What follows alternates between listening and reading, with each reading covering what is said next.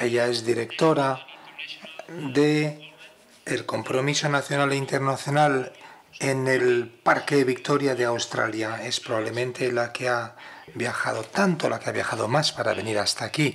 Se lo agradecemos. Trabaja desde hace mucho tiempo para promover los parques saludables en este programa Healthy Park, Healthy People, un punto de partida de muchísimas de estas iniciativas en todo el mundo. Estamos honrados de tenerla aquí entre nosotros. Ella es muy activa también en la Comisión sobre Áreas Protegidas de la IUCN. Es la presidenta del grupo de especialistas sobre salud y bienestar de esta organización. Estamos muy contentos y orgullosos de tenerla aquí y la vamos a escuchar hablar del contexto internacional de su actividad. Muchas gracias, queridos huéspedes. Estoy muy honrada de estar aquí. Gracias a la Fundación Salvans por invitarme aquí para resumir dónde hemos llegado en cuanto a los esfuerzos de conservación, dónde estamos ahora, qué es lo que viene después. Me gustaría poner en contexto el estado de los bosques, aunque no es mi área de experiencia, pero tengo algunos colegas brillantes en Australia que me han ayudado con estas informaciones. El gráfico muestra que aunque la Tierra ha perdido el 35% de su cubierta forestal preagrícola durante los 3 últimos siglos, los bosques están muy ampliamente distribuidos y cubren 40 millones de kilómetros cuadrados de la superficie de la Tierra. Sin embargo, de los bosques restantes, hasta el 82% está degradado hasta cierto punto como resultado de la acción directa humana. Y la huella humana continúa expandiéndose y los bosques libres de daños o de contaminación de la huella humana están disminuyendo rápidamente. Este índice de huella humana, un índice de composición de 8 presiones humanas. Pues bien, esta es su situación. En 2009, solamente el 18% de los bosques no tenían presión humana detectable, con un declive del 35% desde 1993. Las zonas en verde muestran no imprenta humana, las áreas en azul y en violeta unos bajos índices de huella humana. En Australia, aquí vemos la zona de bosques original en el país y en esta gráfica vemos la zona de bosques que ha sido modificada o sustituida. Están en naranja y en rojo. Yo creo que las estadísticas nos muestran que es un problema urgente. ¿Y qué pasa si no hacemos nada? Pues nada, supongo que dejar que la vida transcurra tal cual. Imaginemos una vida sin bosques. Más de la mitad de la población del mundo vive en ciudades. Hay una urbanización creciente rápida que está creando ciudades muy densas y en el contexto de la historia humana esto es un fenómeno relativamente nuevo. Esta fotografía es una nueva construcción típica en los suburbios de la ciudad de Melbourne, en Victoria, Australia. Pienso que esta imagen da miedo realmente. Y uno de los resultados de nuestros estilos de vida moderno es el declive de la salud. 2/3, es decir, el 67% de los australianos de 18 años o más tienen sobrepeso o son obesos. Eso quiere decir 12,5 millones de personas. Y es un incremento del 56% desde 1995. Y esto lleva a enfermedades cardiovasculares, la diabetes y todas estas se pueden prevenir. En el Reino Unido, el mayor problema de salud público es la soledad. La salud no es el resultado, es un proceso. Yo trabajo para una organización que se llama Parks Victoria, es la mayor agencia de salud de Victoria en Australia. Lo llamamos parques o the bush, pero esencialmente son bosques. Healthy Parks, Healthy People es nuestro enfoque para gestionar estos parques. Se basa en el contexto que hay ecosistemas saludables que dan lugar a sociedades saludables. También los parques son importantes para conservar la biodiversidad y mejorar la salud física, mental y espiritual de las personas. Hemos trabajado duro cada día en Parks Victoria para proteger la biodiversidad y los valores de conservación de nuestros parques y bosques, pero también debemos jugar un papel muy claro para dar ventajas, beneficios a la sociedad. Entre los beneficios no asociados a los directores de los parques, me gustaría parar y pensar en un momento. Pensad en uno de vuestros recuerdos más hondos de la infancia, cuando erais muy jóvenes. Esto incluye la naturaleza. ¿Habéis pensado en la naturaleza? Pues ir de campamento, pescar, nadar, jugando en el bosque. La naturaleza nos ofrece los servicios esenciales que son los pilares para la vida en el planeta, incluyendo la vida humana. En nuestras sociedades modernas, los bosques, los parques, las áreas protegidas, en conexión, si se realiza esta conexión en la infancia, es muy posible que esto permanezca con vosotros durante toda la vida.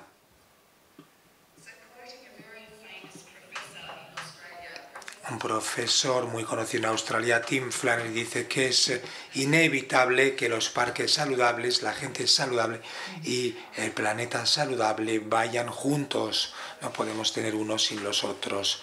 Para darnos cuenta de los beneficios que la naturaleza nos da, tenemos que tener un enfoque de arriba abajo y de abajo arriba, de forma simultánea, trabajando a nivel global para influir en las políticas y programas con organizaciones como la OMS, por ejemplo, CBD y la IUCN, para la conservación de la naturaleza, y al mismo tiempo hay que trabajar con las comunidades locales para dar programas con sentido que preserven la naturaleza.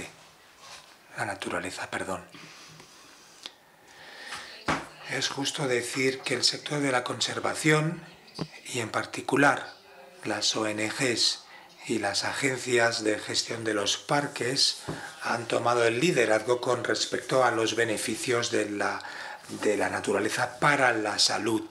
Muchas organizaciones están trabajando para desarrollar políticas integradas, dar programas y construir partenariados, y continuar construyendo evidencia y defender la naturaleza.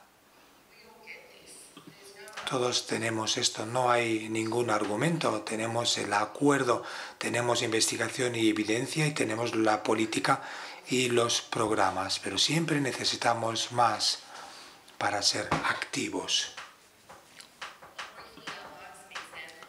Algunos ejemplos de programas internacionales, uno de ellos lo empezó la IUCN. La naturaleza da muchas soluciones a los retos globales.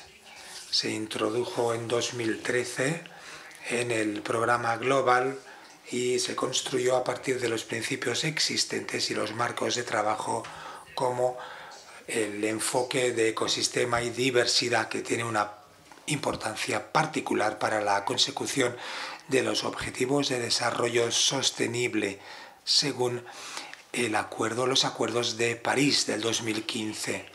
En la última década ha habido acontecimientos internacionales que han ayudado a construir esta agenda, este programa de salud y de naturaleza.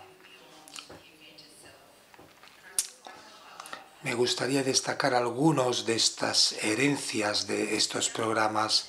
En 2015-2014, Victoria Park, en colaboración con otros parques nacionales de América, mejoraron estos programas de salud y de bienestar. Es un congreso que se realiza, que tiene lugar cada 10 años y da un programa para la gestión y la protección de los parques en los 10 años siguientes. Y entre las recomendaciones era de desbloquear el valor de los parques para la salud y el bienestar, conservando la biodiversidad. El Taking Care of Nations estaba en el top 5 de los mensajes que se debían llevar la gente a casa. Hay una declaración del doctor Jonathan Patch, dice: como médico y científico de salud pública, pienso que los biólogos de la conservación pueden ahora salvar más vidas y prevenir más enfermedades que el sector de la salud médica. También la IUCN inició un programa con el hashtag NFA, un movimiento que ha tenido un simple mensaje: cuanto más la gente tiene experiencia, conecta y comparte su amor por la naturaleza, más apoyo habrá para su conservación. También en el Congreso de Conservación IUCN se aprobó una resolución sobre IUCN y la OMS para trabajar conjuntamente para establecer partenariados y reconocer las contribuciones a la naturaleza, de la naturaleza a la salud, al bienestar y a la calidad de vida. Este trabajo, liderado por Parques Victoria y el apoyo de organizaciones en Canadá, en Corea, Escocia, Finlandia, Nueva Zelanda y muchos otros países. Esto es muy significativo porque para una organización de 70 años como IUCN, pues realmente han hecho una declaración muy importante para reconocer los beneficios de la naturaleza. La reunión del COP13 en Cancún, en México, sobre la diversidad biológica y sus recomendaciones para la salud humana, y de hecho se centró la reunión en este tema. También un nuevo movimiento que toma luz en el próximo acontecimiento que tendrá lugar en Marsella, en Francia, en el 2020. Una resolución 64, la creación del grupo de especialistas que tengo la suerte de presidir y que empieza un grupo de especialistas que continúa creciendo alrededor de la idea que está relacionada directamente con la naturaleza. Y en 2017 activar también lo que habían prometido la IUCN, los hemos llevado juntos, el presidente y su equivalente, en la organización de la OMS, para liderar un diálogo mundial en el que se dice que la naturaleza es una gran medicina. Fue un acontecimiento de muchas primeras veces, la primera vez que se ha podido vivir en este contexto de salud más que de conservación. Es también la primera vez que la estrategia de biodiversidad se lanzó en este evento. Y en el mismo evento que tuvo lugar en Melbourne, en el estado de Victoria, el ministro del Medio Ambiente y de la Salud lanzaron el Memorándum de Victoria para la salud y la naturaleza. Es el trabajo en colaboración con este programa para dar unos resultados mejores en medio ambiente y en bienestar. Ahora hay un reconocimiento de política muy fuerte en Victoria con esta estrategia en el sentido que la naturaleza y la salud están relacionadas. Es importante decir que la política es la política, las políticas son las políticas y que dos ministros que quieren trabajar juntos, pues bueno, es una buena noticia, es importante, porque los políticos deben decir que esa es la dirección de los gobiernos y esto es un gran mensaje. No sé si lo pueden ver, pero le conocí recientemente. El doctor Gus Speth ahora está retirado, pero era un consejero de Bill Clinton y en los programas de Naciones Unidas. Decía, normalmente pensábamos que los problemas medioambientales eran la pérdida de biodiversidad, el colapso del ecosistema y el cambio climático, pero me equivocaba. Ahora los mayores problemas medioambientales son el egoísmo, el orgullo y la apatía. Y para la transformación espiritual y cultural, nosotros como científicos no sabemos cómo hacerlo para cambiar. Pero bueno, en Australia los aborígenes son guardianes de la tierra y tienen una cita: si cuidas a tu país te va a cuidar. No es una nueva idea. Los aborígenes australianos lo han sabido durante miles y miles de años. Es un mensaje muy poderoso. Nos dicen que dependemos de la naturaleza y de la tierra para sobrevivir, para nuestro cuerpo y nuestro espíritu. Es la necesidad de nosotros de conservar y proteger la naturaleza, porque todos formamos parte de este mundo natural. Como comunidad de profesionales en esta sala, ¿cómo podemos contribuir a una mejor comprensión y aceptación de la importancia de cuidar de nuestra tierra, de nuestro país, de cuidar de los bosques? Hay muchos retos a los que nos enfrentamos. Hay muy pocos incentivos para las organizaciones que trabajen de manera conjunta. Seguimos trabajando en silos, utilizamos nuestros propios lenguajes en nuestros sectores, demostrar beneficios tangibles, especialmente para el medio ambiente. Es difícil, necesitamos hacer una transición hacia partenariados no tradicionales, incluido la financiación. Las expectativas de los gobiernos como líderes y financiadores frente al papel de las ONGs y los negocios como líderes y como fundadores. Necesitamos entender mejor cuál es el papel de los gobiernos actuales para llevar el liderazgo hacia las organizaciones no gubernamentales y los negocios que deben innovar para llevar el liderazgo. Hemos discutido estas cuestiones durante mucho tiempo, pero debemos coordinarnos mejor.